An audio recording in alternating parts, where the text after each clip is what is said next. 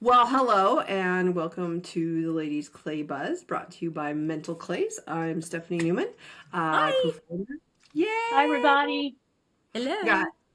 Joy Hit Hollis and Sandra Jojak, the Sandra Jojak, coming to you live from all of our own states in the middle of winter that looks like spring. So I get my own state. Wisconsin's my state. Your Yes. state, Wyoming's mine, and Miss Joy being Mississippi. Way Yeah. down here in the south where we're having an ice storm, but Is Yeah. we're it warm not used to now it. yet? What do you got going on? We got a whopping 50 degrees today, and yes, a lot of things are melting, but is still more crucial because trees will be falling, things like that, that were being held with just ice. But a lot of people still here do not have power, so you need to think about them. Wow. Okay. You have more than we do. And I was on the computer today and I seen on, I think it was trapshooters.com, where in Florida they canceled the shoot this weekend, last Saturday and Sunday, because of weather. And there was all these comments like, what? What? It's 48 degrees, 45 degrees out, because Stephanie and I Yeah. understand this, but I need to understand that not everybody understands this kind of Well, weather and us we and just have the we don't have the equipment and the infrastructure, clothing. right? We don't have Well, the equipment here. well, no, but I mean just shooting. Just shooting. They canceled the shoots because they said that people would be cold. We shoot in the cold all the time, but that's okay. Whatever they got to do to make sure nobody freezes their little toes off. Okay, with that being said, we are going to talk today about Our joining the sponsors. EPA and etiquette. So, Let's who introduce brings our us sponsors. who brings us this, Miss Oh, Sandy? thank you. I should just wait till it's my turn. Slowly roll, Tuka. Oh, I don't have a turn. That's the problem. Okay, so we'd like to welcome everybody watching Ladies Clay Buzz today, and we have some sponsors that we are happy to have and bringing to you is Target Shotguns, and we have Tetra Gun Care, and that's Greg Cohen. He graciously is sponsoring us also. And then we have Tex Hollis, and he's the leather man. And then we have Miss Stephanie, that's mentalclays.com, bringing forth to us all of our mental issues, but she hasn't fixed me yet, but we're I working on don't it. bring mental issues. No, my I mental issues. acknowledge mental issues and I help My mental issues. She's only got a college degree, Sandy. I don't know if she can, you know. If we she all can be help. Yeah. It's called, what did Sean Hawley call? He says, it's called Sandyland. it I is like Sandy. that. Sandyland. Oh, well, at least I have fun. If you don't have fun with what you're doing or living, or it's no fun. So It's no fun if you don't have fun. All it's right, no fun. cool. Yeah. So joining the ATA. Yeah, what is the ATA? Because every time I go to Google it, I have to specify ATA trap shooting because there's so many ATAs out there. Yeah, so you can't just Google ATA. You have to No. Google Amateur Trap Shooting Association, and you can go Yes. on their website as shootata.com, and you can see their whole website on information about shooting. And it was founded in the 1900. In 1900, can you believe that? That's when it was founded and started, and it governs the sport of trap shooting by setting rules and sanctions registered shoots and maintaining official records and averages. So anything you need to know about trap shooting and information and guidelines is listed under the Amateur Trap Shooting Association. Yes. So with that, we also whether your goal is to be a big time shooter or you just want to go on weekends to your state, you go to your local gun club and you walk in there and you say, I want to join the ATA. They have a form, and I don't know for sure if they have to be an ATA registered gun club to have forms. I guess I didn't research to see if all trap shooting clubs had forms, but I'm sure they can guide you. You can also go online and get a form that it's a membership application, actually. And being an application does not mean you're going to get denied, but it specifies how you need a category, where you live, your age. Um, I don't know now if they list like it's where you live and just all the general information to get you into the ATA. And so, what's that, Stevie?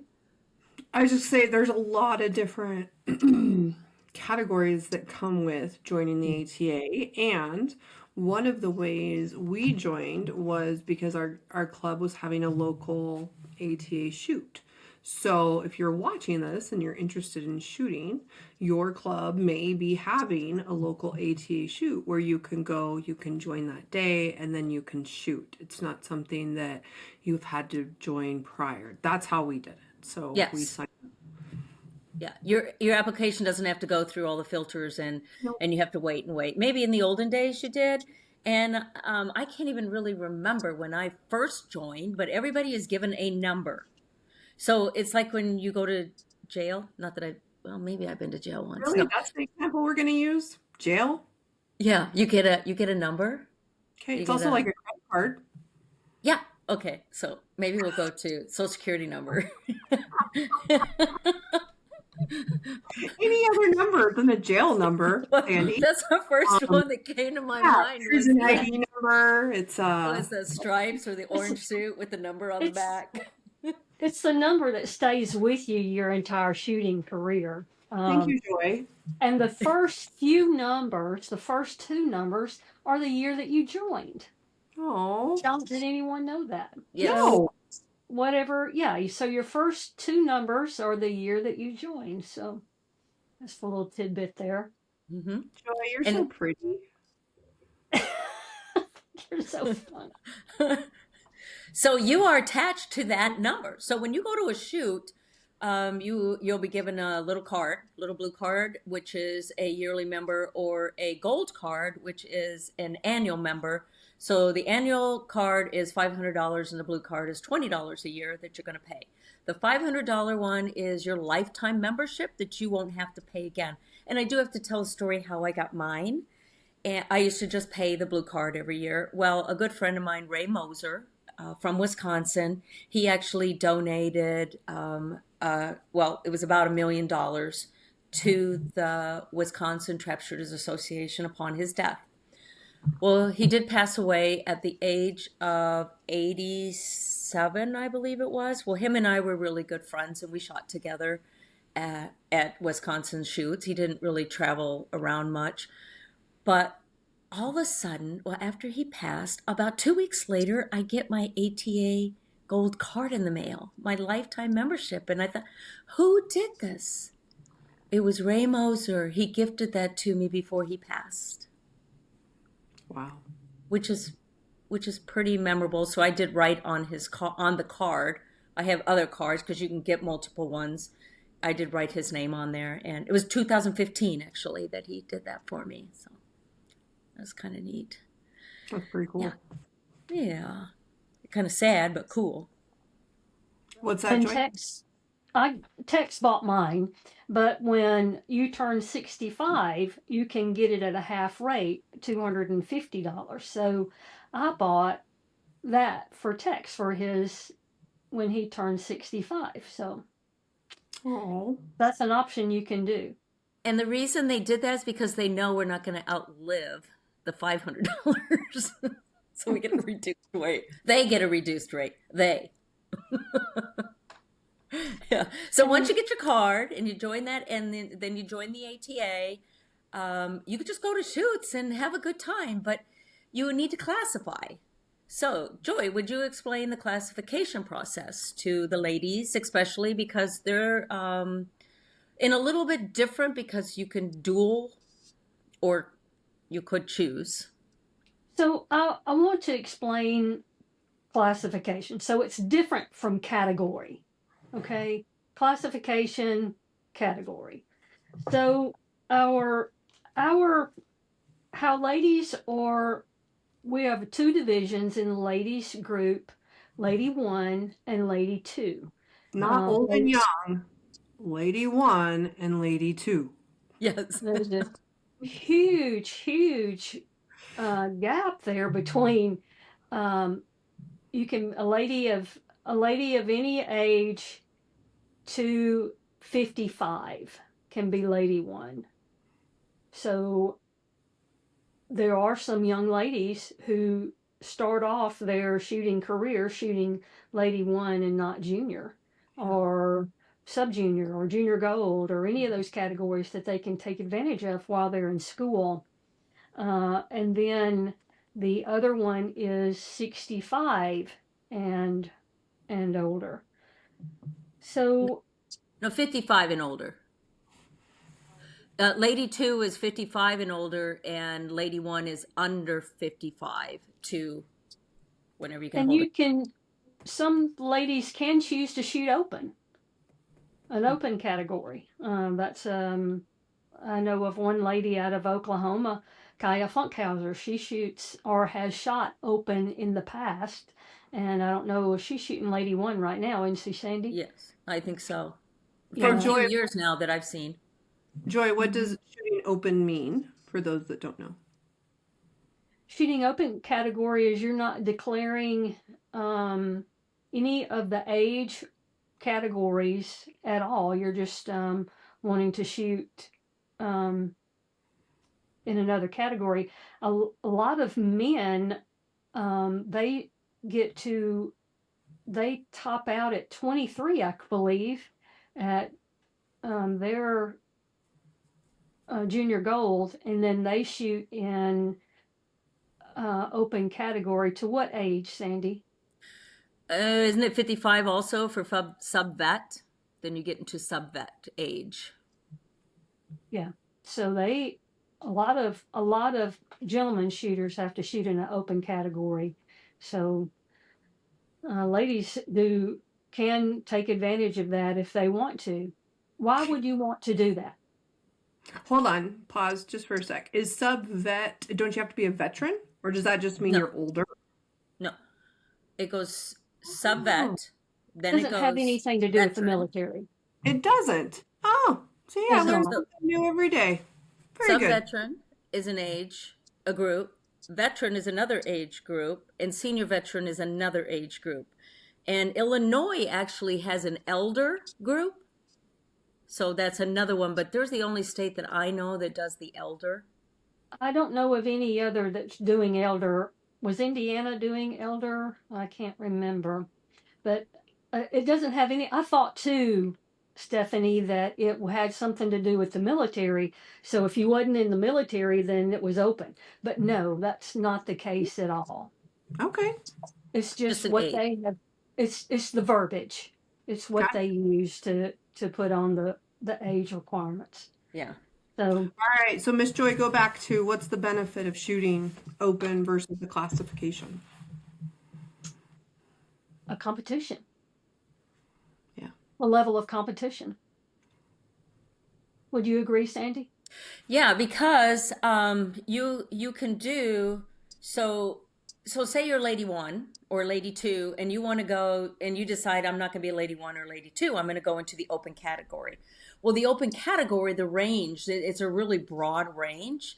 And I do know with us lady 1s or lady 2s, I have had words spoken to me about, well, look at it, I wish I was shooting today because as a lady 2 or, well, especially lady 2, because our age starts at 55 and above.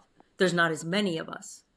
So it's like, okay, so if you go to open, it's a really broad range up until 55. So in that open, you could also go to junior, sub junior, junior, or junior gold. If you're in the requirement. Yes, if you hit those age requirements. Does that explain that to you, Stephanie? Does that explain the Yeah. open? But it has So to do with the competition. yeah, so if you look at it, once you change, so if you go to a shoot and I'm going to classify as open, And then I'm looking around going, gosh, the open category is really intense. There's a lot of good shooters here. So the next day I'm going to go into the clubhouse and I'm going to I want to classify as my sub vet. Once you've shot, you can't change. You can't change that category because you've already established your shots, your shooting. So that's actually a good rule. You can't go back and forth, is No. what they're trying to prevent that from being. Any of the categories are on page 17 of the ATA Bible. Oh, yeah. Yeah. Yeah. And why Ladies Clay Buzz encourages women to join is because it's a great, it's a sport that we can all connect and reach out to each other, like what we're doing right now with Ladies Clay Buzz in our podcast. And it's good for your strength, your mental strength, your heart, your skill, and just a lot of confidence around the Amateur Trap Shooting Association that you can get from all of us and the friends and the companions and not just girlfriends, but guy friends, anybody. And everybody's really pretty welcoming to help. When you first joined, Stephanie, since you're newer at this, what kind of hurdles did you think you had to jump over to join the ATA? Well, there wasn't so much hurdles in joining because we wanted to shoot one Saturday and we showed up and we signed up and we shot. But the more we got into it, it was understanding the differences between classifications and categories and trying to understand then what we're signing up for at the different shoots. One shoot we were at, somehow I won in an open class, even though I was classified as a lady. And so just trying to understand those differences of what that looked like. It's a lot, and it can be overwhelming if you don't have people to help guide you through that. Yeah, because you could read that Bible Hmm. all day long and until that scenario comes up. So what you're explaining is that you were registered, you're classified as a lady one, but see, you can fall down to class, but class can't fall to category. Right. And that's So the part you didn't understand. yeah, so it's really but each it seems like okay, so when you have your trophies listed, the all every day, and then there is the singles class or the championship targets and that. So really, if you shoot a good score, just stay because you never know your name might be called because there's all those kind of like different scenarios. Well, yeah, I mean, in Tucson at the Autumn Grand, I shot a 99 in singles, and I ended Yay! up doing a shoot off with two males. Yes. One was a sub veteran, and one was from the open class. And I asked around, like, how did this happen? And so we ended up. It was, I don't know what do you guys call it, but we shot off on the next time we shot. Carryover. It's a carryover to the Carry over. next day in singles. Yep. So we carried over, and I ended up shooting. I think I shot a 24. Another guy shot a 24. The other guy shot a 23. So he was out. And so then the second box, we both shot 25s. And then the third box, I shot a 25 and he shot a 24. So I won. And so I couldn't even believe it that I won against these in an open class. It was crazy. So, but you had to explain it to me and you had to tell me the things. But my belt buckle I won said Ben Avery's singles class C. Yes. And of course, by the end of that, we were all bumped up to class B because we'd shot so well. So it's That's just, it's all, that's because there was probably 100 in the Lady One. So Mhm. you didn't qualify for that Lady One trophy. So then you have to go down to you get to go down to class. So that is kind of a benefit with when you are either sub in the categories that are not opens. It's a benefit we get. It is a benefit. And the open shooters don't get that benefit. No, So, but that's just the way the rules are, yeah. according to that Bible, right, Joy? Yes, and sometimes that gets awfully confusing. And what gets confusing is classification versus category. Hmm. Okay, so we have to category when we go to register at a shoot. We have to say which category we are going to be shooting in. I want to shoot in the lady 2. How come I can't shoot in the lady 1? Because you're too old. Right. It's a, Because I you're a should say your age. experienced shooter who has But primed over several years Yes. longer than us lady ones. That's what I would say, Joy. her verbiage sounds so much prettier than yours, Sandy. Well, it's But because we're too old. okay, but I will be A shooter, B shooter, C shooter. We didn't hear the So, beginning of your question. but in my class, I can be classed, and this is kind of how you're known, well, and how you shoot. A shooter, B shooter, C shooter. There's even AAA. AAA is the highest, double A, then A. So I had a guy one time in Tennessee. I went to sign up. I had a vest on. So it's just after Buddy died, and I had my vest on, kind of ready to go shoot. And a guy I went to go and classify, which is tell them which division I wanted, which category I was shooting in, and to class which um, how well known or How you're ranked. How you're how ranked. I'm ranked. That's a Yes. better word. And he looked at me and he said, "Are you junior or sub junior?" And I went, I thought I misunderstood him, and I thought maybe he was talking to somebody behind me. Lady, are you junior or sub junior? And I looked down at myself and I said, I'm a lady. He said, "Oh, you're shooting?" And I went, Uh, "Yeah." Confusion to him, there were several mothers in front of me that was signing up their kid. mhm. And he just thought I was another mother signing up my kid.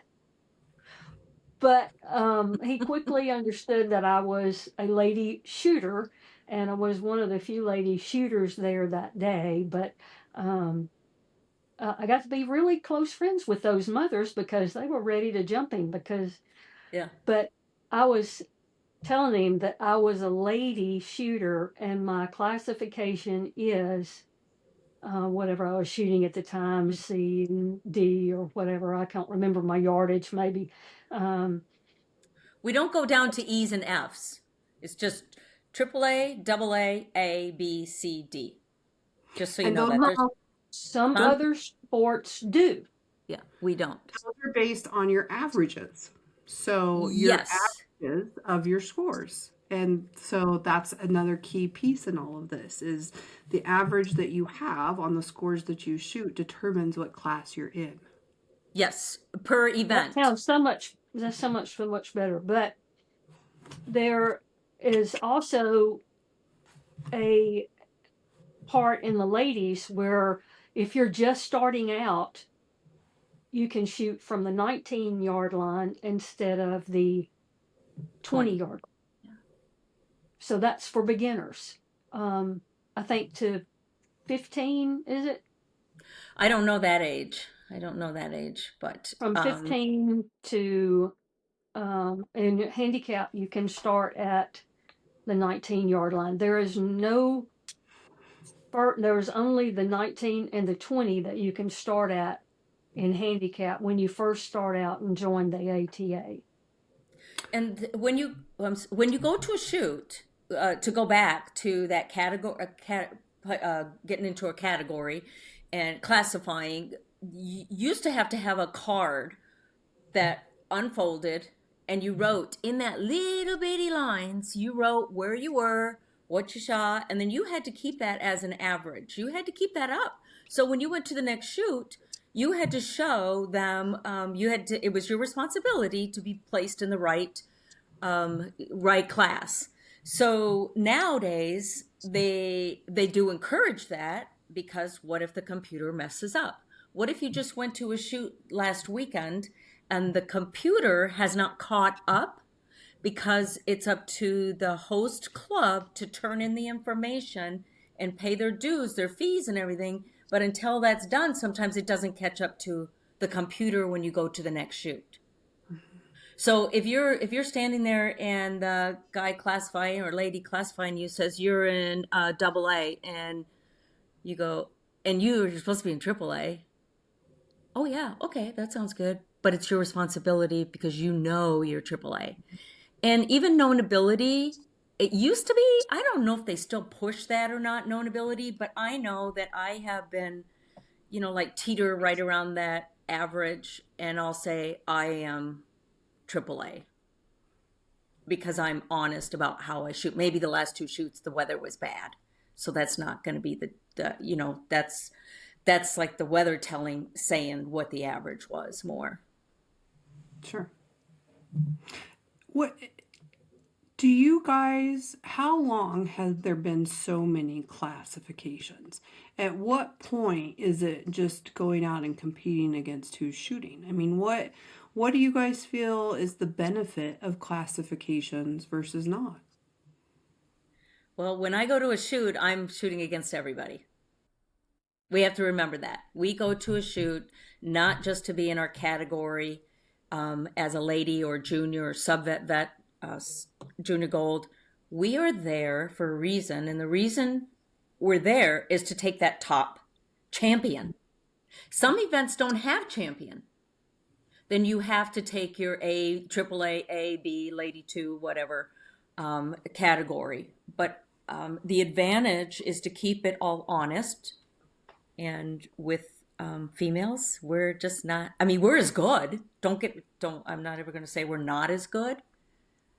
But somehow the ATA placed us into these categories. And as far as age, you got the younger shooters. They're not quite maybe as experienced. They're probably better than us.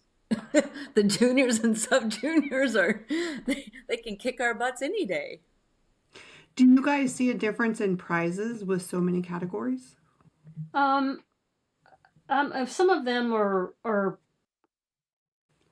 the overall champions are the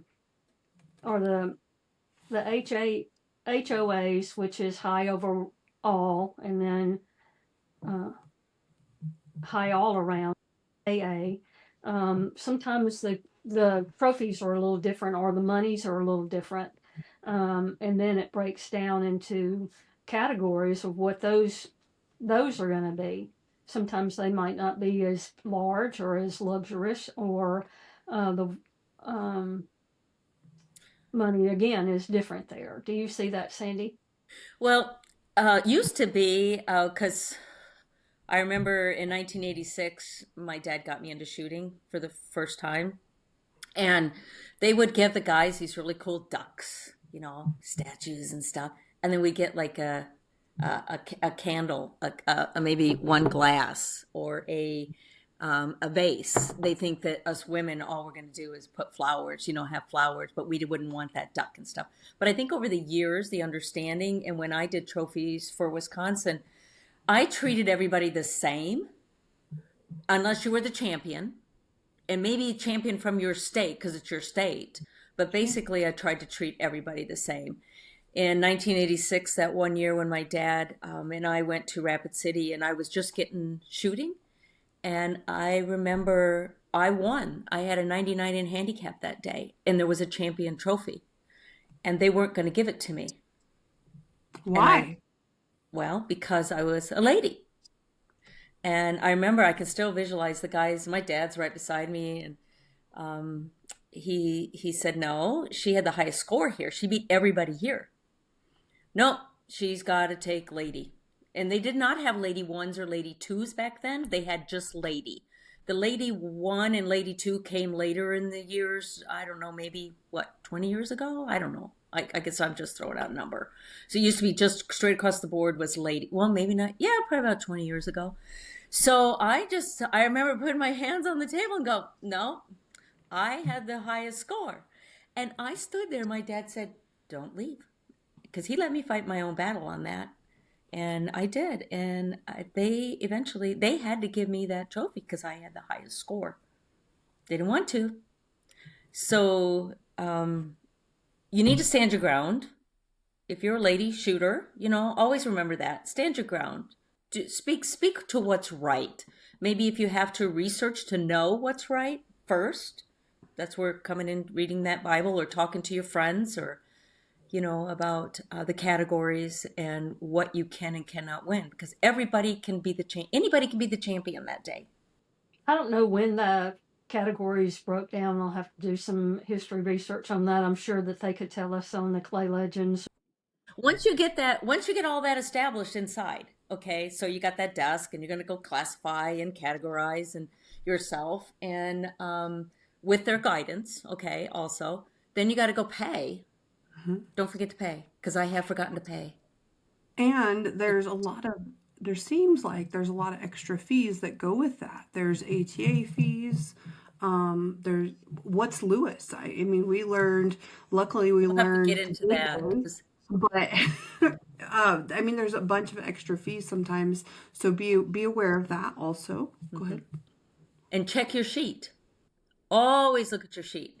So I was in Minnesota on the line shooting, and those guys, I shoot there quite a bit, their state shoot. And good thing I know those guys. All of a sudden, I seen Scott Steffens coming up to me, and I'm going, okay, what? And I thought, I'm in trouble. I'm in trouble. He was the president. He says, Sandy, you didn't pay. I'm going, oh my God. Your heart just sinks. I shot a good score. No, I did not shoot a good score. So I looked at him and I said, that's okay. I don't need to pay. He goes, no, you got to pay. I said, no, I'm done. Because I shot like an 84 or something in handicap. And he says, get your butt into the office. You still have to pay. I was just kind of like joking around. I really don't need to pay. So that does happen. So make sure you check those line items and see that you paid for every single event.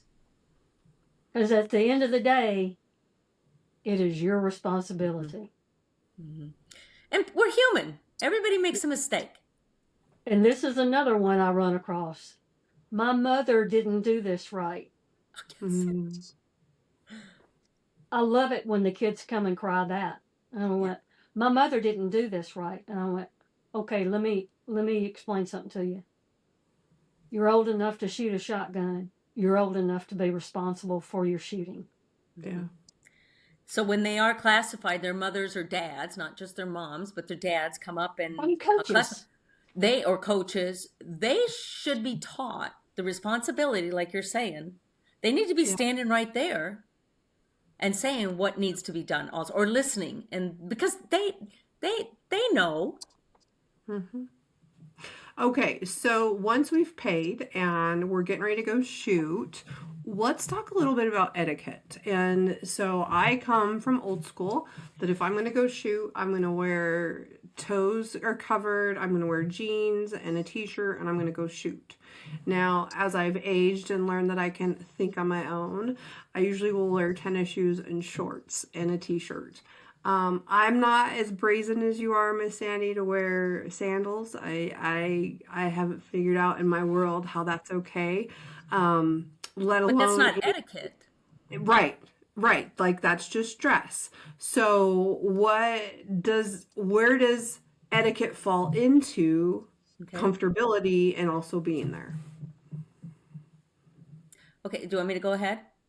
Etiquette to me is, treating everybody the same is that you would like to be treated at a shoot. There's going to be issues that come up. There's going to be not so friendly things that might happen, or you see somebody that's doing something. How do you treat that? If you see somebody that is like I seen a shooter at the last shoot that was opening. They had their muzzle of the gun down and then breaking the gun open. Well, that's explained. Well, actually, it's a newer rule now that you can't do that. But how do you, the etiquette part is to go up to somebody and say that. Well, I did say something to this lady because I didn't want her to get in trouble. So I just informed her. I said, hey, somebody's you're going to get in trouble for doing that. So I think it's how you approach maybe somebody. And not when they're right in the middle of competition where you got to get in their mind, or at that point, if the authorities come by and catch it, that's, I guess, going to happen. Mhm. Well, and then also with voice boxes on the line, etiquette is to not talk Yeah. because the birds will just keep flying, right? So you're not allowed to have chit chat on the line. Yes. Well, you shouldn't. Yeah. Some squads, if they know each other, like Joy, you said you fist bump, or you might say something to each other, to text. I guess maybe that's your etiquette. But there's the whole squad. Maybe the whole squad's okay with it.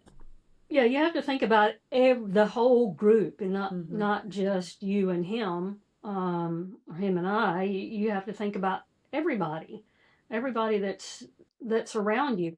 Um, this is one of the ones and this is something that Sandy does. She puts her um, barrel on her toe, No, it's on my um, flip flop. on her flip flop. Yeah. It's discouraged in some parts of the country No, because it's no completely, different than a toe pad. but some places it's etiquette. Sometimes etiquette is different in some parts of the country than it is in others. Yeah. But to So me, I've etiquette noticed. is how you treat somebody else, more Hmm. than what my style is, or what I wear. But That don't we think that etiquette is also how we present ourselves on the line? And doesn't Oh that also yes.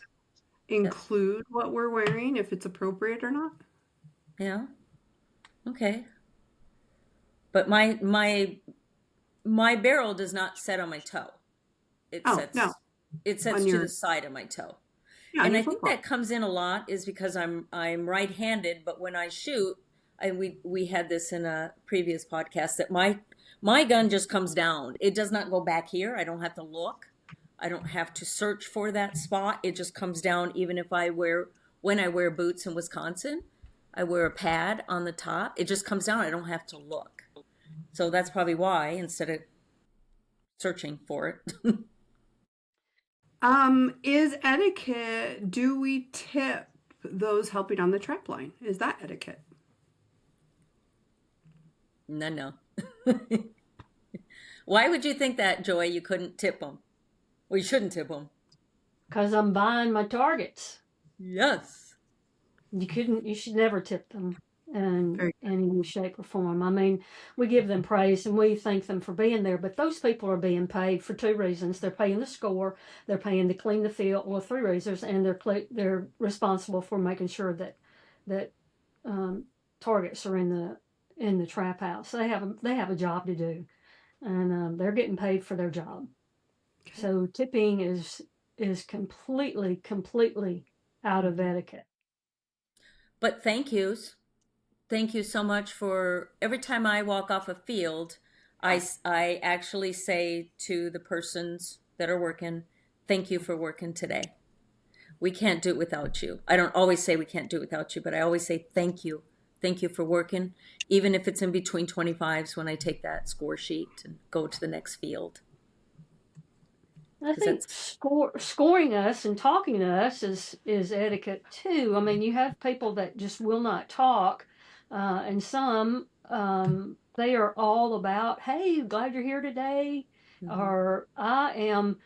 This is because I have scored before, and you guys have probably scored before, and I'm always asking them, "Hey, can do you need anything from down here?" Because they're up in a chair.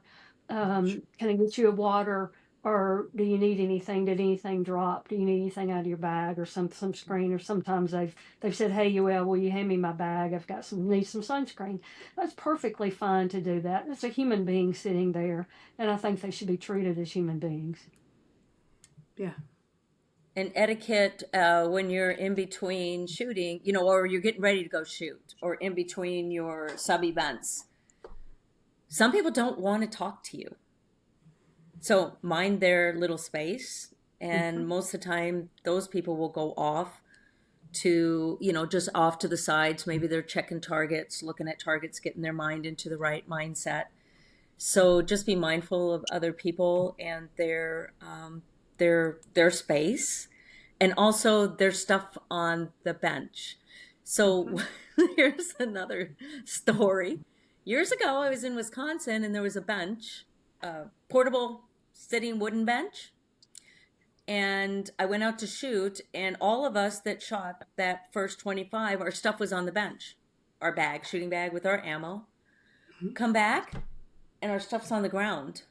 Yeah, No. somebody, I won't say who, but they took our stuff off the bench and put our stuff on the ground, took the bench and went and sat down in the shade.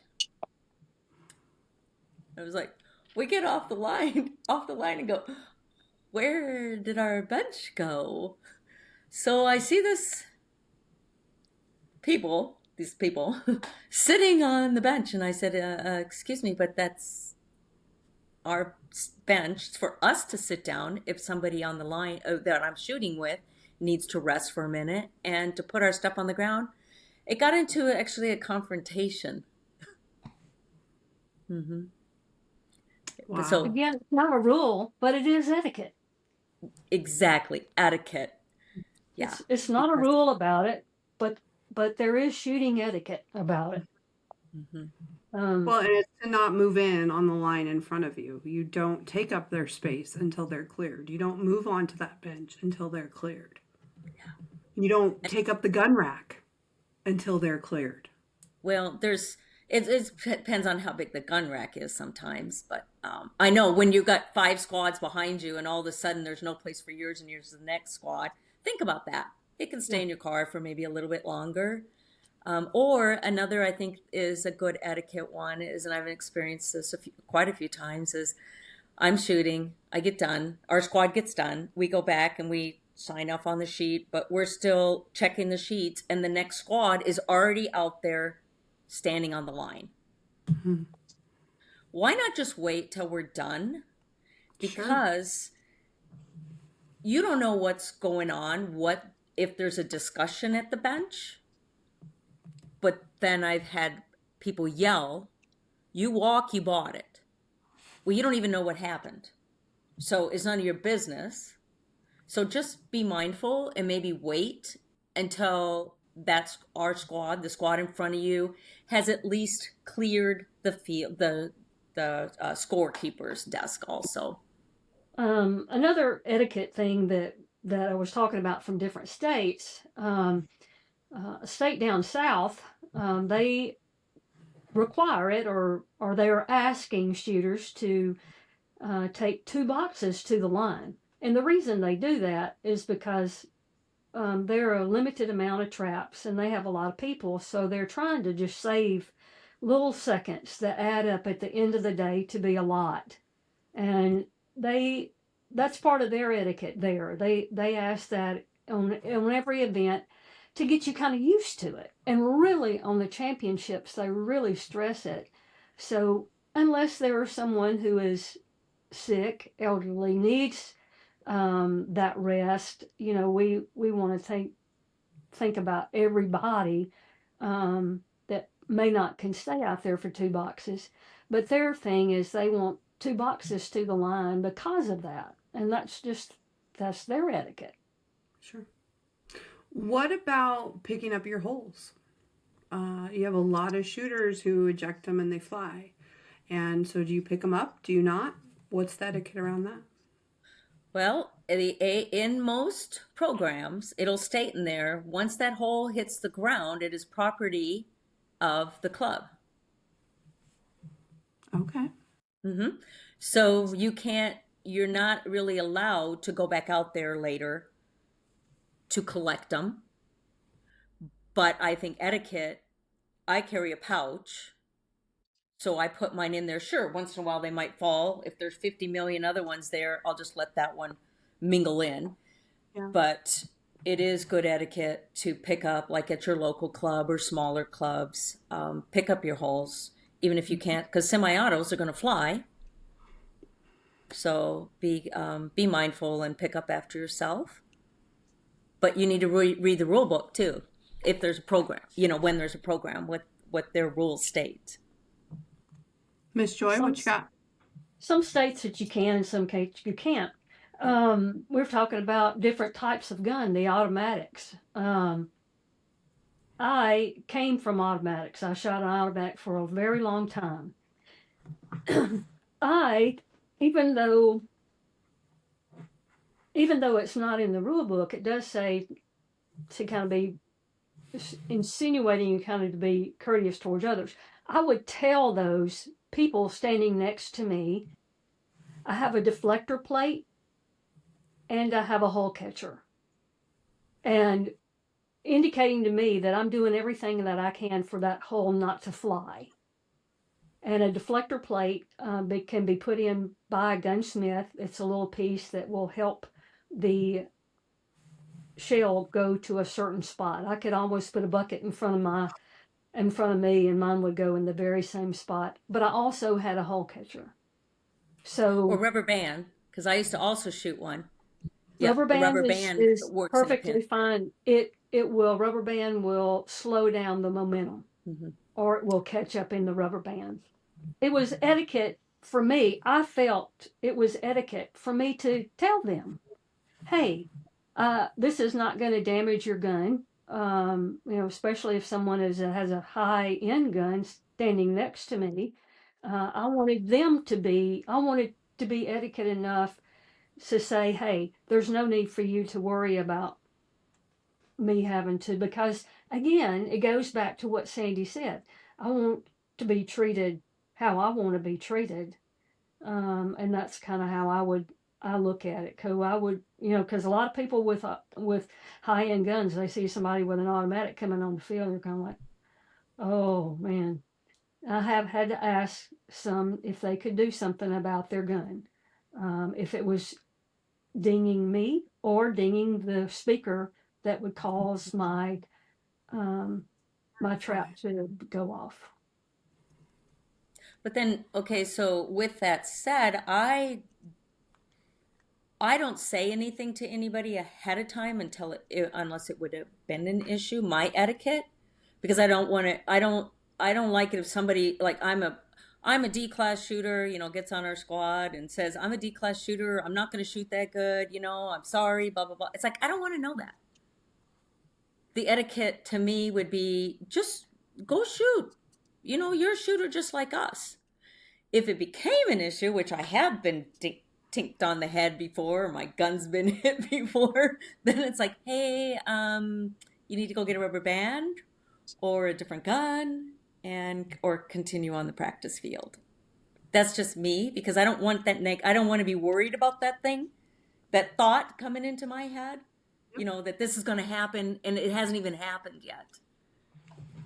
So, I mean, there's all kinds of different ways to approach, whether one person thinks this way or that way. It's just, it's, I think the biggest takeaway is to be kind. yes. If you don't know, ask. And to be respectful of the people you're around at all times, right? Mhm. The other piece of all this is the mental game, and preparation is key to keep that mental game in your subcortical when you're shooting and not in your cortex. And the only way to be that prepared is to understand where you're going and how you're going to do it. So the rule book of the trap club that you're going to, or the people you're going to shoot with, being prepared ahead of time. Being prepared ahead of time is key. Yeah. And again, you're the shooter. Your responsibility Yeah. to know Absolutely. this. Mm-hmm. Absolutely. Sandy, what is one of your skills? Like, can you give us a tidbit? We know that you're this world champion shooter, and so I think people would like to know. Like, give us a tidbit every now and then. How do you do it? What do you got? What do I got? Right? I'm There's climbing that ladder, man. I'm getting there. Give me a tip. Yeah, yeah. Well, I would say one of my good tips is, and Joy praised me on that, and I'll never forget that because sometimes we don't hear the praises. And I do love it when somebody comes up to me later and goes, "I did this because you mentioned it." And sometimes that's what the etiquette also. You got to be careful when you mention it, how you mention it, because sometimes if I see somebody doing something, I go, "Can I, hello, can I help you? That's how I always say it. Can I help you? And if they go, well, no, then it's like, no, but yeah, because I want that help also, because nobody knows it all. So Joy was struggling with doubles, and I am an okay double shooter. Well, shooting with one eye closed, we are a little bit, I'm going to say, not handicapped, but we have to treat it different. So I worked with Joy and explained to her in doubles where you have to hold on the house and you cannot take your eyes off that spot from post to post to post. When you, well, from that 5 targets to the next 5 targets, next 5, you've established a spot, something on that house that you're not even going to look, you're not going to look down. So when I load, I'm never looking down unless something happens. I can't say never, never, but it's that total focus that has helped me. And I'm not saying that I developed that myself, because John Pickett out of the East Coast worked with me inside the clubhouse one day, and he said, I was shooting 70s. Well, I really didn't have a gun either, because I was shooting my Krieghoff, the KX5, and then I got my Kohler, the over and under, and I remember we didn't even go out on the line. Did we go out on the line, Joy, or did I just explain to you? Yeah, Did you had gone out and you put little pieces of target out Oh, there for me, okay, and one of them had a little bird poop, and that was my mark. yeah, And I'll on the never top of the forget that. house.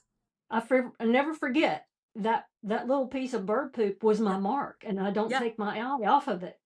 And that was kind of how I thought it was funny. But she helped me. Um, if it's marked right here, don't move your eyes. Don't move your eye off of it, because you got it. You got it because it's built in your focus, it's built in your muscle memory. So that first target, when you pull up, you're staring straight at it. You know where it is, because that little piece of target, that little piece of wad, that discoloration of the house, how it's painted, whatever that it helped. And she hmm explained to me, whatever it is that helps you know that you know, and you always know that it's there. yeah. And And this, some shooters have said, well, you can't see that target coming out. I say, yes, I can. I says, I'm concentrating. I see that target come out, and then it's like poop, and then go over to that second target. Yep. If a one-eyed shooter waits up here and the target comes out, there are areas that it's going to cross through our barrel, and we're not going to see that target. So John Pickett, he stood in there for about 45 minutes, and I think he wanted to hit me upside the head and drill it, and then all of a sudden he was like, dang, okay, I get it, because he kept telling me it's not about, because, well, I say I can hit the first target, but I can't hit the second target. He says it's not about that first target. He says, but I want you to get that first target now, and that's how you do that, is by marking that spot on that house and load by just staring out there. I know it's nice to watch everybody's targets for chips and everything, but in doubles it's a little more complicated for especially the people like that shoot with their one eye closed. And if I'm at a shoot and you see me and you want me to help with that, because I've helped lots of people master that, I'm giving my secret away only because I like to share, but it was also shared to me. I didn't understand it first, but then I used it. I started working with it. And what she's saying is, don't think about that first target. The Just second shoot it. target, you have so much more time, um, because don't even look back at it. Don't even wonder if you shot it. Don't any of that. Don't even just boom, bang, and go, because you have plenty more time. And I started practicing using that theory, and it really really picked up my double score. Thank you Well, so yeah, much, my friend. we even got into a shoot off at the Yes, last we did. shoot. It's Yep. like, In yay! Tucson. That's like David and Goliath. What am I doing No, here? it No, was not. it was not. And we had all But kinds of people cheering We had for a good Joy time.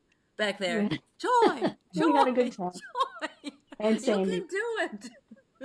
all right. Thank you, Sandy. We appreciate your tips. Miss Joy, what do you got to stump us today? Cheater. A cheater. It's closed. You're a cheater. I don't even Cheater. have it. It's closed. I'm winging whatever she gives us. It's closed. I want Do to you? ask y'all a rule on safety. Here we are. A contestant holds their gun in their position, right? Mm-hmm. A contestant in no manner must interfere with other shooters by raising his gun to point and otherwise create an obvious distraction. What are they trying to say here? That I So they're can't get saying ready to shoot while Jake Ham is trying to hit a 25 straight. That's what they're saying. And I can't mess that's him what up. they're saying. That's exactly That's what what they're they're saying. saying. Yeah. And sometimes it is taught in especially in schools I'll be to right hurry up back. and y'all be ready. Y'all be ready. Hurry up. You get ready. You get ready. Yeah. Well, you can't do that because you're causing an obvious distraction Yes.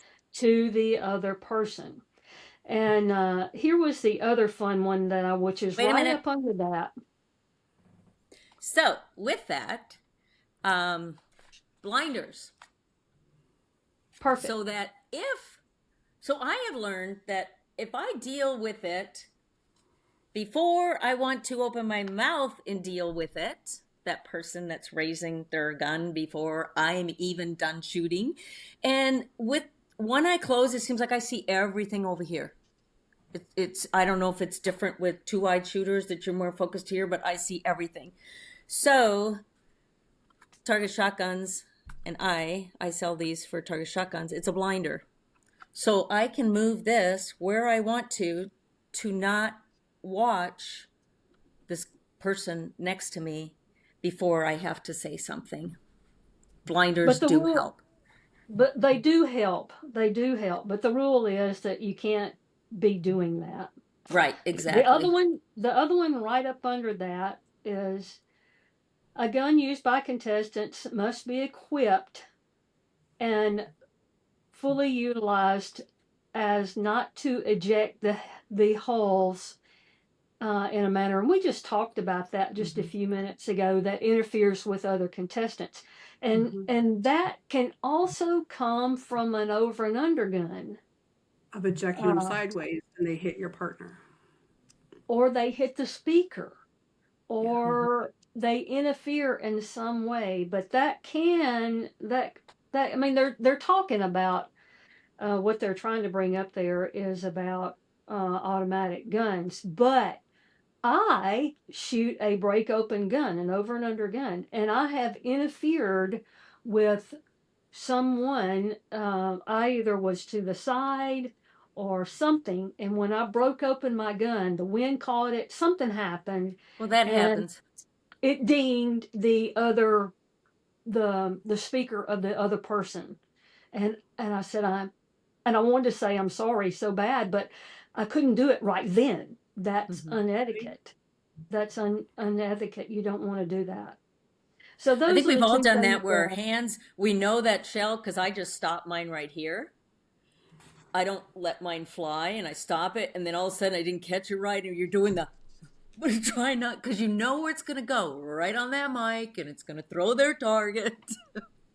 and it inevitably it's gonna in it that's interfering Mm-hmm. interfering with your other shooters, because um, that can be called lost so quickly, and you have to speak up. Here is a fun one that I wanted to ask y'all, and this is on page 14, has to do with the observation of a target. And it has to do with everybody. We're talking about everybody on the squad, whether you have 3 people, 2 people, everybody on the squad. Okay. Now, a trap should be throwing targets that are, although unnecessary, illegal. A trap shooter may request at any time for it to be checked. Is that right?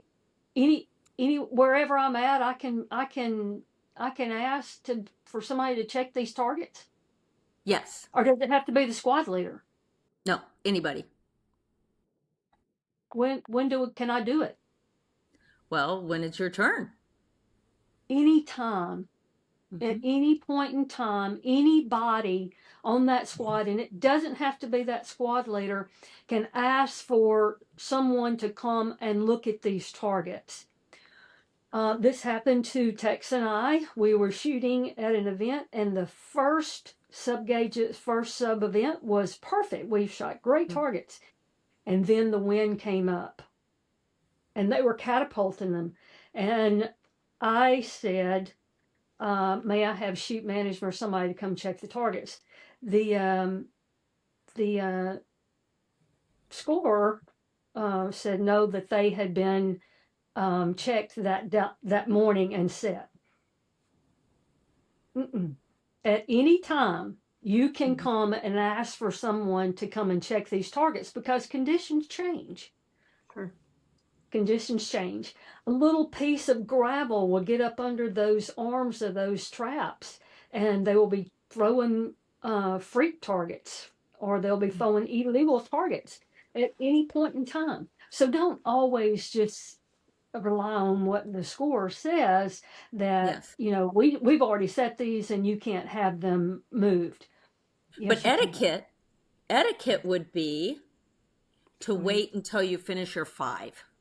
Yeah. I mean, you unless it got really bad, you at least finish your post when it comes around to your turn.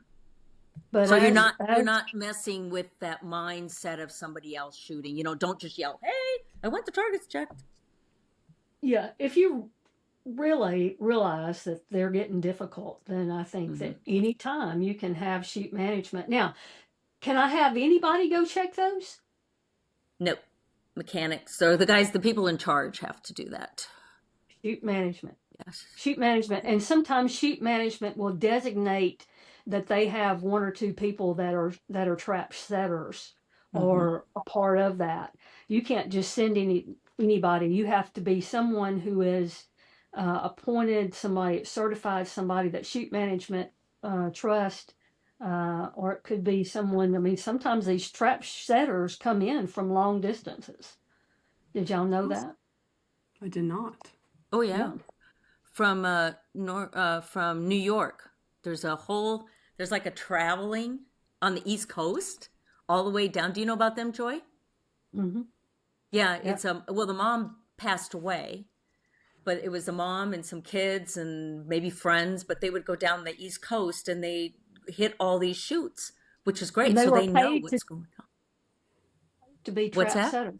They were Yeah, paid to be trap setters. yeah. There's a A group out of job, a living. Texas that is their living. There's a group out of Texas that does it. Yeah. So Awesome. Well, you guys have great information. We are over our time. So, Miss Joy, you have an affirmation for us? I do, from our new little card here I love that it. I thought y'all would Badass. love. Mm-hmm. Badass lady affirmations. Don't wait for opportunities. Create them. Every choice I make is a power move to my dreams. Love it. Love it. It's fucking epic. All right. So, And we that's want to what thank Ladies Clay, you need to say that's what Ladies Clay Buzz is doing. that is what we're doing. Yes. Don't We want wait. to Don't wait for somebody else to create it. You create it. We are creating dreams every day, and so are you guys as our watchers. We want to thank Bob Schultz with Target Shotguns, and we also want to thank you to Tetra Gun Care and Tex Hollis. You're amazing, and Mental Clays. So if you guys need anything, you can get with us at ladiesclaybuzz@gmail.com or go to my website, mentalclays.com, and all the information is on there too. Or at a Uh, shoot. at a shoot Yeah, and I'll see. shooting coming up. Yeah, and I'm So not sure if this will air before Tucson, but if this airs before Tucson, I'll be in Tucson in Florida. And then in May kind of starts the circuit in Missouri. So anytime I'm at a shoot and you ladies want to come up and ask me questions, do it. even guys, I'll take any, even dogs.